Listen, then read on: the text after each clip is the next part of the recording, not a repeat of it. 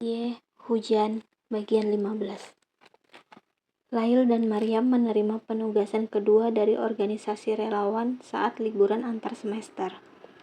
Tidak lama, hanya 6 hari. Mereka dikirim ke salah satu daerah kategori sektor 2. Tapi meski singkat, itu 6 hari yang mengagumkan.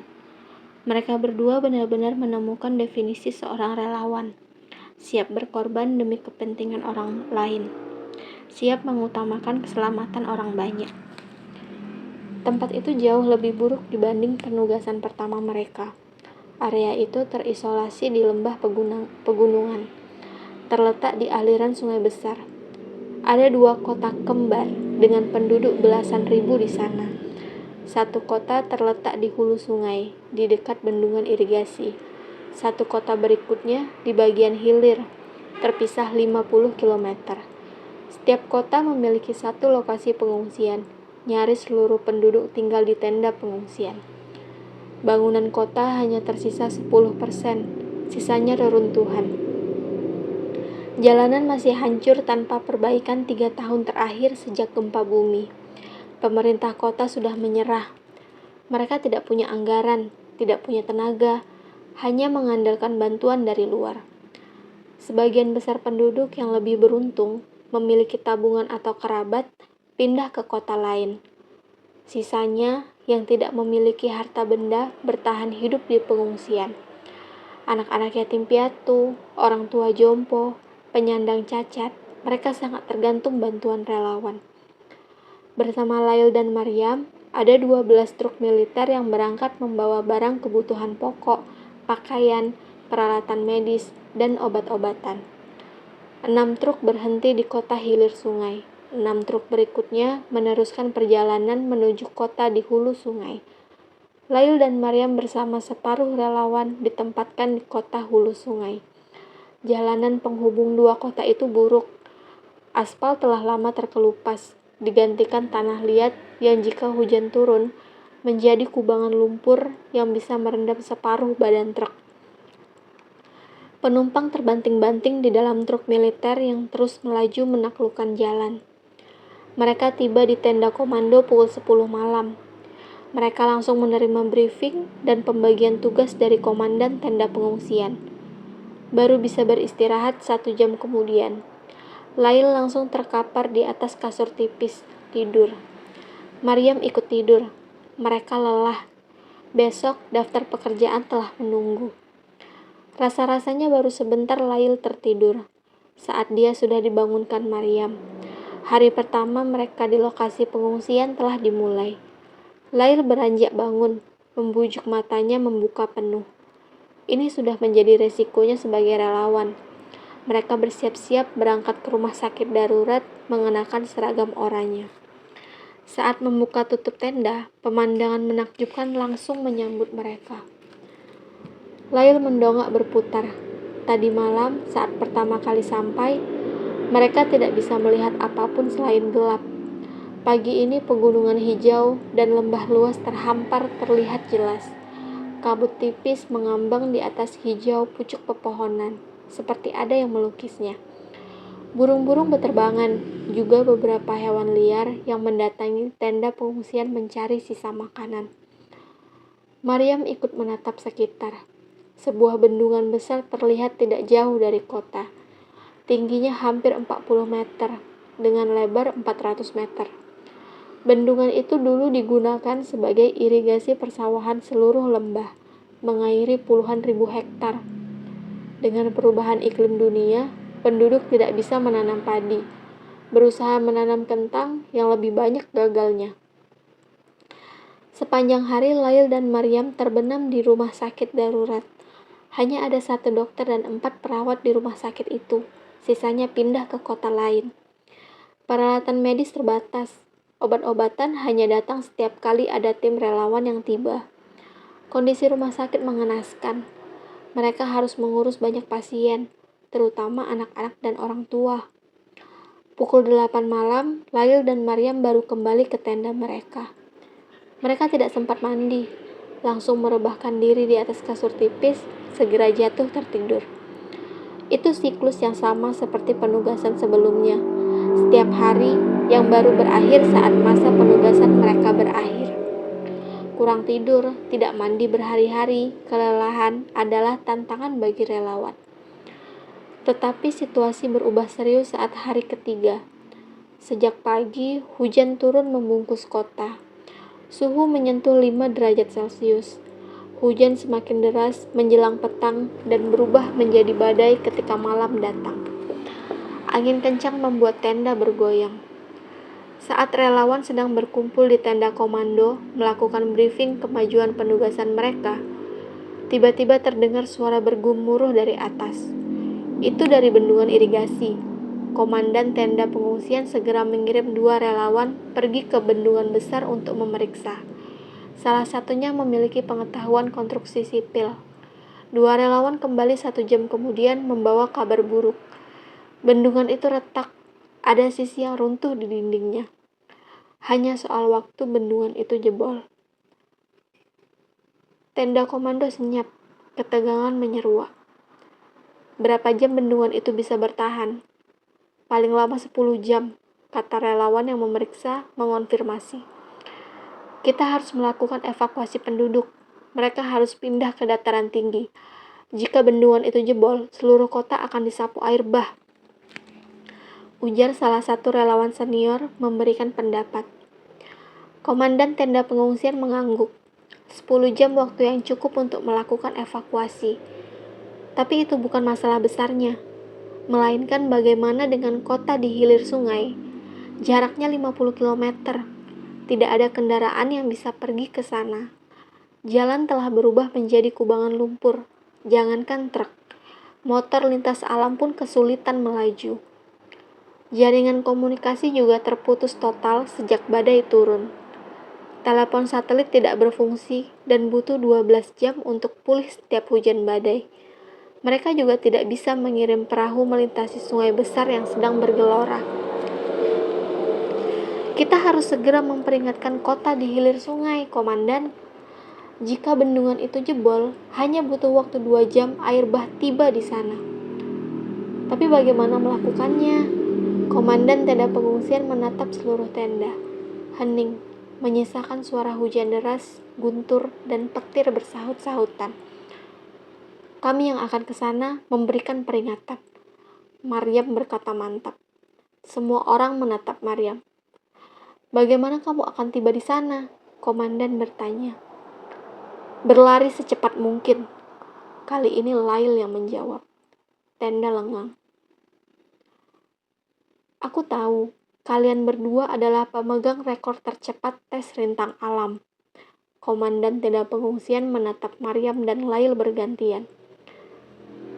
Tapi berlari 50 km di tengah hujan badai, di lembah terisolasi, adalah gila. Aku tidak akan mengotorisasi tindakan nekat seperti itu. Iya, itu memang gila, Maryam menjawab gagah. Hanya cara gila itu yang tersisa sekarang. Atau kita akan membiarkan ribuan penduduk kota di hilir sungai disapu air bah, bahkan sebelum mereka sempat menyadari apa yang telah mengantam mereka. Komandan tenda pengungsian mengusap wajah. Situasi ini pelik. Aku tidak akan mengirim kalian mempertaruhkan nyawa di luar sana. Beberapa relawan senior terlihat berdiskusi, berbisik-bisik. Biarkan mereka mencobanya. Hanya itu satu-satunya harapan. Salah satu dari mereka memberikan pendapat kepada komandan. Yang lain mengangguk setuju. Waktu mereka semakin sempit. Selain memutuskan bagaimana mengirim peringatan ke kota di hilir sungai secepatnya, mereka juga harus segera memulai mengevakuasi penduduk kota di hulu sungai. Komandan terlihat menghela napas berat. Baik, berikan Lail dan Maryam peralatan terbaik yang dimiliki tenda pengungsian. Sepatu terbaik, pakaian terbaik, segera. Maryam mengepalkan tinjunya. Yes, idenya disetujui. Aku mungkin akan menyesal telah mengizinkan kalian melakukannya.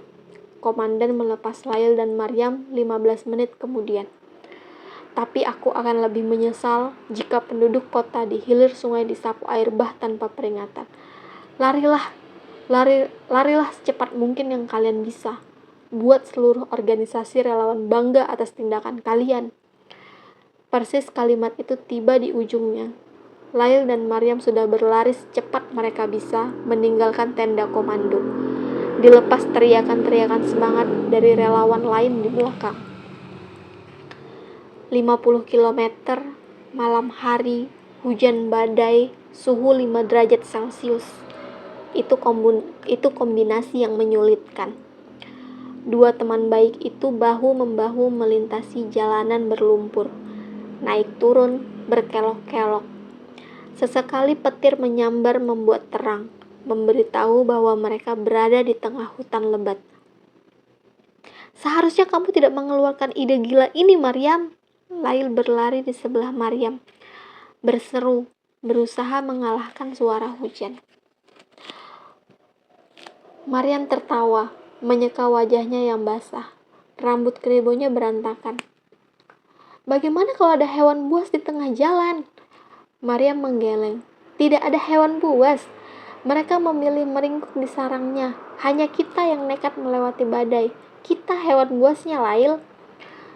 Melintasi 50 kilometer dengan suhu serendah itu juga mengundang hipotermia.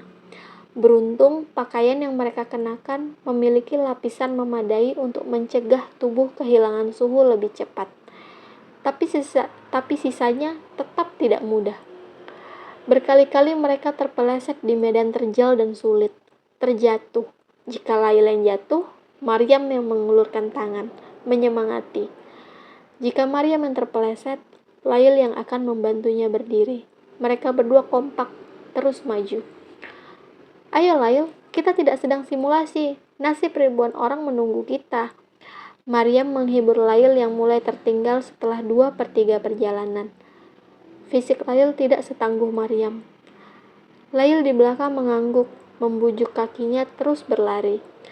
8 jam yang terasa sangat lama, persis ketika daya tahan tubuh mereka hampir habis.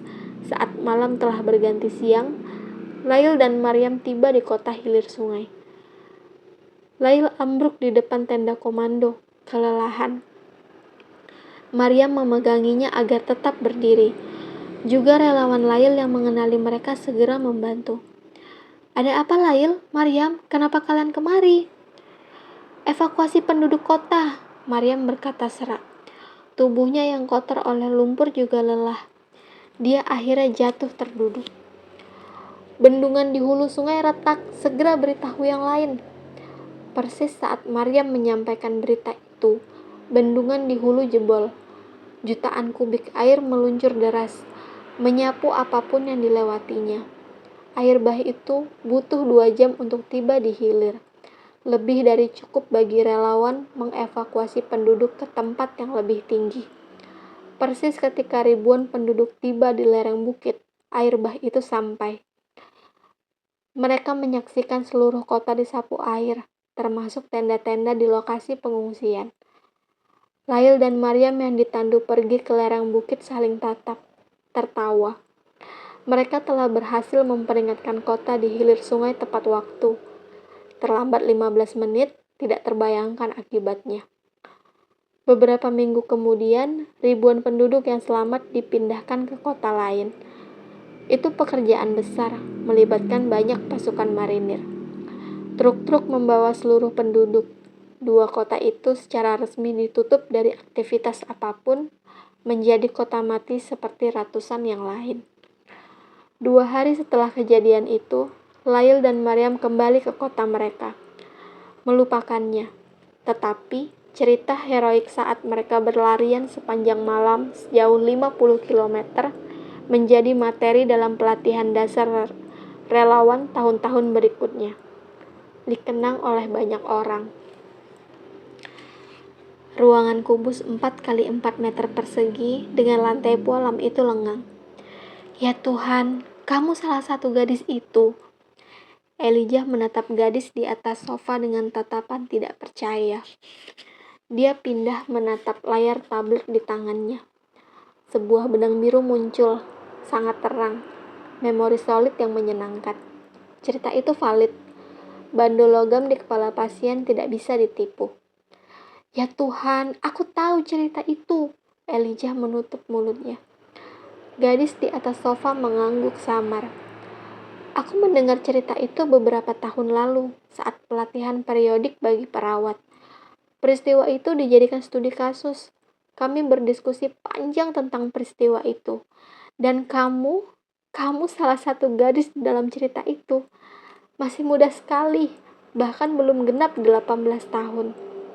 Elijah menghembuskan napas, berusaha kembali fokus pada tugasnya. Dia hanya bertugas sebagai perantara cerita, fasilitator, agar bandul logam bisa memetakan saraf pasien secara utuh. Tidak lebih, tidak kurang.